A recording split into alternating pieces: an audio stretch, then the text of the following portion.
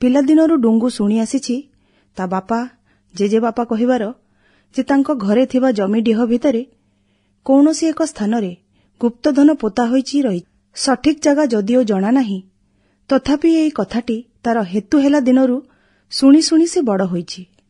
ସେଥିପାଇଁ ବୋଧେ ତା ଭିତରେ ଗୋଟିଏ ଆଶ୍ୱସ୍ତି ବି ଅଛି ଯେ କିଛି ବି ଅଭାବ ଅସୁବିଧା ହେଲେ ଜମି ଖୋଳି ଗୁପ୍ତଧନକୁ ଖୋଜି ହେବ ଏବଂ ନିଜ ସମସ୍ୟାର ସମାଧାନ କରାଯାଇପାରିବ। ଏଣେ ସଂସାରରେ ଅଭାବ ଯେ କମ୍ ଥିଲା ତା ନୁହେଁ। ତିନିଟା ଛୁଆ, ସ୍ତ୍ରୀ ଛାତି ରୋଗରେ ଆକ୍ରାନ୍ତ। ରୋଜଗାର କରିବାକୁ ଡୁଙ୍ଗୁ ନିଜେ ମାତ୍ର ଜଣେ। ଗୁହାଳରେ ବଳଦ ହଳେକୁ ଗାଈ ବାଛୁରୀ ମିଶି 5ଟି। ଘରେ ଏତେ ପ୍ରାଣୀକୁ ରୋଜଗାର ଖୁବ୍ ସ୍ୱଳ୍ପ।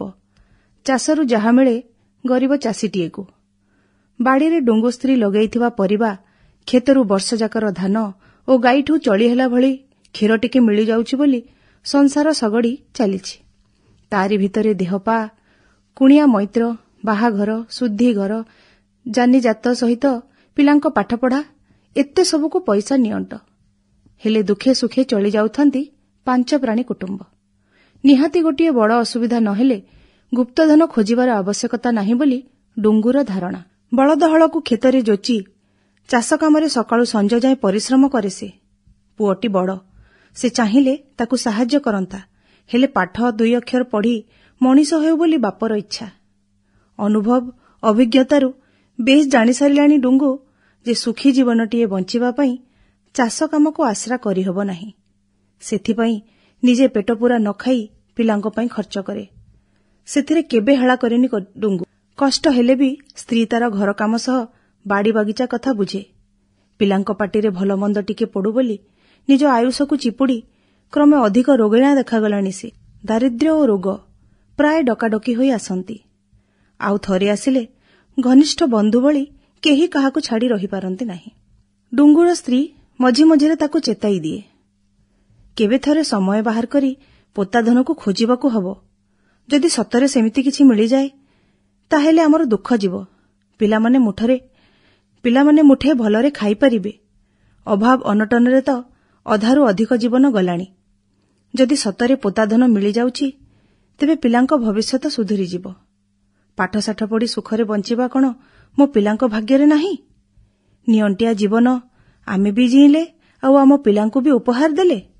କ'ଣ ଏହା ହିଁ ତୁମର ବିଚାର? ଡୁଙ୍ଗୁ ମନରେ ଭାବାନ୍ତର ସୃଷ୍ଟି ହେଲା। ସତେ ତ, ବାପା ଜେଜେ କହିବା ଅନୁସାରେ ଯଦି ପୋତାଧନ ଅଛି, ଖୋଜିବାରେ ଅସୁବିଧା, ତେଣେ ନ ମିଳିଲେ ନାହିଁ। ସମସ୍ତଙ୍କ ମନ ତ ବୁଝିଯିବ। ସେଦିନ ରାତିରେ ସମସ୍ତେ ଶୋଇଥିବା ବେଳେ ଫାଉଡ଼ା, ଗଇଁତି, ଶାବଳ ନେଇ ଡୁଙ୍ଗୁ ଅଗଣାରୁ ଖୋଳିବା ଆରମ୍ଭ କଲା। ଲଣ୍ଠନ ଆଲୁଅରେ ସ୍ତ୍ରୀ ସହ ଦୁହେଁ ମିଶି ପାହାନ୍ତିଆ ହେବା ଯାଏ ଖୋଳି ଚାଲିଲେ। ମାତ୍ର ହାୟରେ ଦୁର୍ଭାଗ୍ୟ, କେଉଁଠି ହେଲେ କିଛି ମିଳିଲା ନାହିଁ। ସକାଳୁ ପିଲାମାନେ ଉଠି ପଚାରିଲେ ଜମି ଖୋଳା ହେବାର କାରଣ। ମା ବୁଝେଇଦେଲା ଯେ ମୂଷା ଗାତ କରି ଧାନ ବୋହି ନେଉଥିଲେ, ତେଣୁ ଜମି ଖୋଳି ଔଷଧ ଦିଆଯାଇଛି। କ'ଣ ବା କହନ୍ତେ? ପିଲାଙ୍କୁ ସତକଥା କହି ସେମାନଙ୍କ ପୋତାଧନ ପାଇବାର ଆଶାକୁ ଧୂଳିସାତ୍ କରିବାକୁ ଚାହୁଁ ନ ଥିଲେ ବାପା ମା। ଥାଉ ସେ ଗୁପ୍ତଧନ ପାଇବାର ଆଶା ସେମାନଙ୍କ ଭିତରେ। କିଛି ନ ହେଲେ ମନକୁ ତ ବୁଝେଇ ହେବ ଯେ ତାଙ୍କ ଭାଗ୍ୟରେ ବି ଭଲ ଦିନ ଅଛି। ସ୍ୱାମୀ ସ୍ତ୍ରୀ ଦୁହେଁ ମନ ମାରି ବସିଲେ। ତାହେଲେ ଗୁପ୍ତଧନ ଜମି ତଳେ ଥିବା କଥା କ'ଣ ଭୁଲ?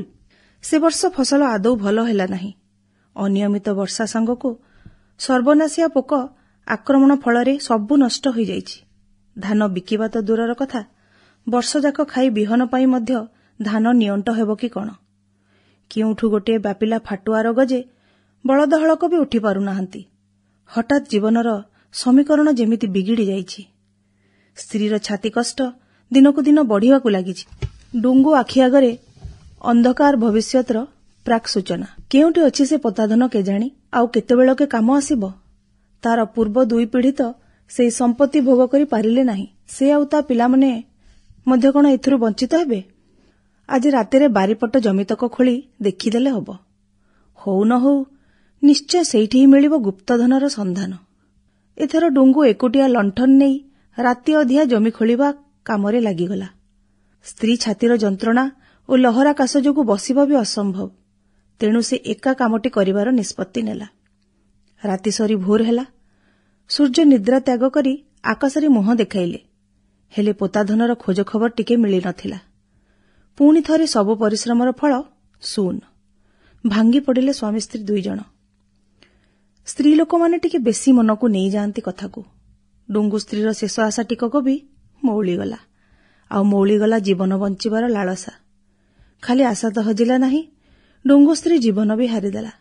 ଜୀବନ ଯୁଦ୍ଧରେ ହାରିଗଲେ ସେ ସ୍ୱାମୀ ଓ 3ଟି ପିଲାଙ୍କୁ ସଂସାରରେ ସଂଘର୍ଷ କରିବାକୁ ଛାଡ଼ିଦେଇ। ଦିନ ଗଡ଼ି ଚାଲିଲା। ବଳଦ ହଳକ ବି କୁଟା ତୋରାଣୀକୁ ଅନେଇଲେ ନାହିଁ।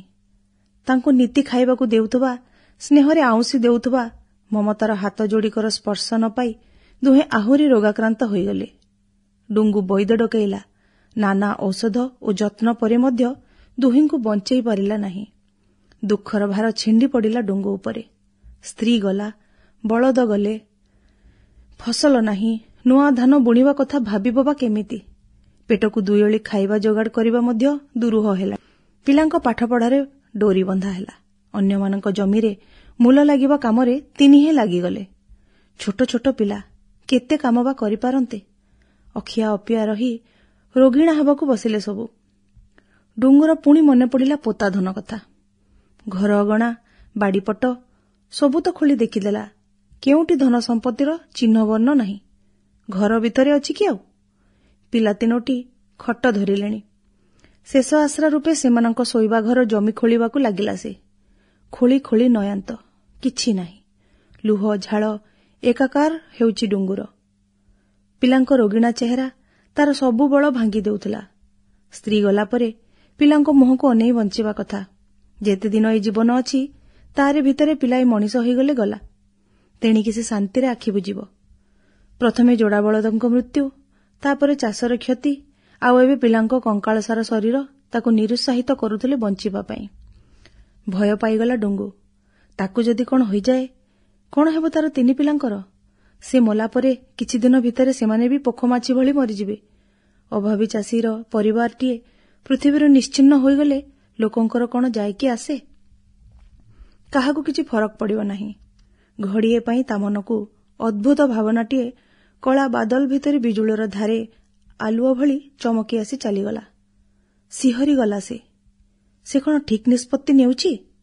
ତାର ଏ କାମ ପାଇଁ ତା ସ୍ୱର୍ଗବାସୀ ସ୍ତ୍ରୀ କ'ଣ ତାକୁ କ୍ଷମା କରିବ? ଭଗବାନଙ୍କ କଥା ତ ସେ ଚିନ୍ତା କରିବା ଛାଡ଼ି ଦେଇଛି। ସେ କେବେ ତାକୁ ସାହା ହେଇଥିଲେ ଯେ କୈଫିୟତ ବାଢ଼ନ୍ତା ତାଙ୍କ ଆଗରେ? ନିଜ ପରିବାରର ହିତ ପାଇଁ ଆଶୀର୍ବାଦ ମାଗନ୍ତା। ପୋକ ଦାଉରୁ ଫସଲକୁ ରକ୍ଷା କରିବା ପାଇଁ ଆଣିଥିବା କୀଟନାଶକ ବୋତଲକୁ ଥରୁଥିବା ହାତରେ ଗୋଟେଇ ଆଣିଲା ସେ। ନିଜ ଚାରିପାଖରେ ଏକ ଚଳଚଞ୍ଚଳ ଜୀବନ୍ତ ପୃଥିବୀ ଯେ ଆତଯାତ, ତାର ସେଥିପ୍ରତି ଆସକ୍ତି ନାହିଁ। ଆଖି ଆଗରେ ଘଟିଯାଉଥିବା ଘଟଣା ହିଁ ତା ଭୂତ, ବର୍ତ୍ତମାନ ଓ ଭବିଷ୍ୟତ। ଆଗପଛ ବିଚାର କରିବାର ସବୁ ଶକ୍ତି ସେ ହରାଇ ସାରିଛି। ପ୍ରଥମେ 3ଟା ଯାକ ପିଲାଙ୍କୁ କୀଟନାଶକ ପିଆଇ ଦେଇ ଶେଷରେ ନିଜେ ପିଇଦେବ ଏବଂ ପୂରା ପରିବାରର ଜୀବନ କାହାଣୀର ଯବନିକା ଟାଣିଦେବ ବୋଲି ସେ ଦୃଢ଼ମନସ୍କ ହେଲା। ମାତ୍ର ଏମିତି କଲେ ପିଲାଙ୍କର ଶବ ଅବାଞ୍ଛିତ ଭାବରେ ପଡ଼ି ରହିବ। କେହି ଠିକ୍ ରୂପେ ଦାହ ସଂସ୍କାର ବି କରିବେ କି ନା ତାର ସନ୍ଦେହ ହେଲା। ଜନ୍ମଦାତା ହିସାବରେ ଭଲ ଜୀବନଟିଏ ତ ଦେଇପାରିଲା ନାହିଁ, ଅନ୍ତତଃ ଅନ୍ତିମ ସଂସ୍କାର ଠିକ୍ ରୂପେ କରିବାର କ୍ଷମତା ତ ତାର ଅଛି। ଘର ଭିତରେ ଖୋଳା ହୋଇଥିବା ଗାତରେ ପିଲା 3ଟାକୁ ଆଣି ଶୁଆଇଦେଲା ଡୁଙ୍ଗୁ। କିଛି ବୁଝି ନ ପାରି 3ହେଁ ଯାକ ଜଳ କରି ଅନେଇଥାନ୍ତି ତାକୁ। ଯେମିତି ବୋଦାକୁ ବଳି ଦେବା ପୂର୍ବରୁ ମାଲିକ କଅଁଳିଆ ପତ୍ର ଖୁଆଇ ଦେବା ବେଳେ ସେ ନିର୍ଭୟରେ ଖାଇ ଚାଲିଥାଏ, ଠିକ୍ ସେମିତି ବାପା କ'ଣ ଗୋଟିଏ ମୁହଁରେ ଢାଳିଦେବ ଏବଂ ତାକୁ ଅମୃତ ମନେକରି ନିରୀହ ପିଲା 3 ଜଣ ବିନା ପ୍ରଶ୍ନ କରି ପିଇଗଲେ। ଜଣ ଜଣ କରି 3 ଜଣଙ୍କ ମୁହଁରେ ବୋତଲର କୀଟନାଶକ ଢାଳିବାକୁ ଲାଗିଲା ସେ। ନିଜ ପାଇଁ ଭାଗି ରଖିଦେଇ ପିଲାଙ୍କୁ କୋଳରେ ଜାକି ବୋଧ ଦେଲା। କିଛି ସମୟ ଭିତରେ 3ଟି ଅଷାଢ଼ ଶରୀର ଜମିରେ ଲୋଟୁଥିଲା। ସ୍ତ୍ରୀ ଉଦ୍ଦେଶ୍ୟରେ କ୍ଷମା ମୁଦ୍ରାରେ ହାତ ଯୋଡ଼ି 3 ପିଲାଙ୍କ ମର ଶରୀରକୁ ସଯତ୍ନେ କବର ଦେବା ଆରମ୍ଭ କଲା ଡୁଙ୍ଗୁ।